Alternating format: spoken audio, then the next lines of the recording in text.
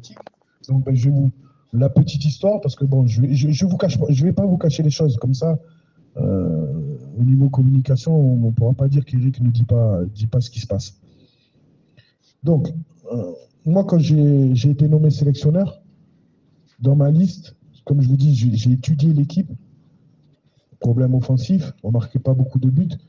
Donc, je me suis dit, qu'est-ce que je peux, si un jour je suis sélectionneur, qu'est-ce que je vais pouvoir faire pour régler ce problème d'animation offensive.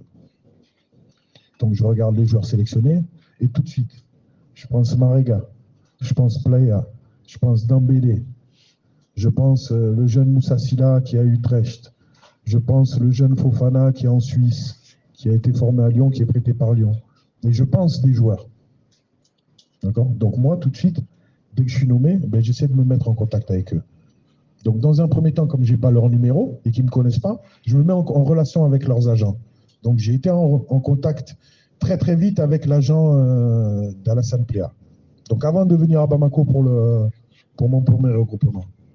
Donc quand je suis revenu, j'étais en contact avec lui. Son agent m'a demandé de prendre du temps parce qu'Alassane ne savait pas s'il devait être transféré ou qu'il allait prolonger à Mönchengladbach. Donc Alassane a prolongé. Je l'ai eu par message. Je l'ai eu par message début août, fin août. Et Alassane était encore dans le flou. Donc après, il y a eu la sortie médiatique. Donc moi, quand j'ai des réponses, quand j'ai pas de réponse, pour moi, ça veut dire non.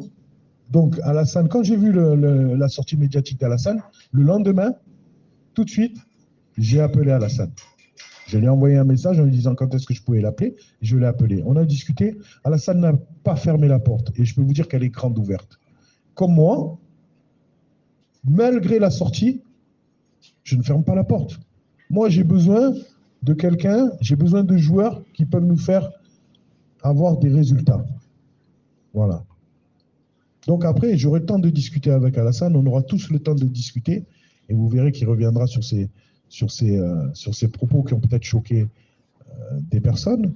Mais aujourd'hui, moi, je vous dis, à mon niveau, dans ce laps de temps, j'ai eu Alassane. Voilà. Donc, la qualité des joueurs sélectionnés. Non, mais il n'y a vraiment pas de souci. Comme ça, je vais vraiment vous dire comment on travaille. Donc, avec le staff, on suit actuellement 80 joueurs.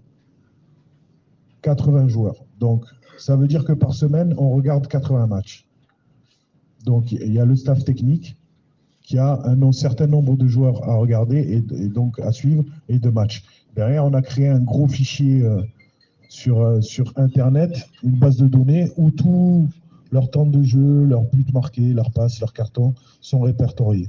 Et derrière, après, on fait des montages vidéo pour être beaucoup plus précis et puis ce qui nous permet ensuite de faire notre sélection.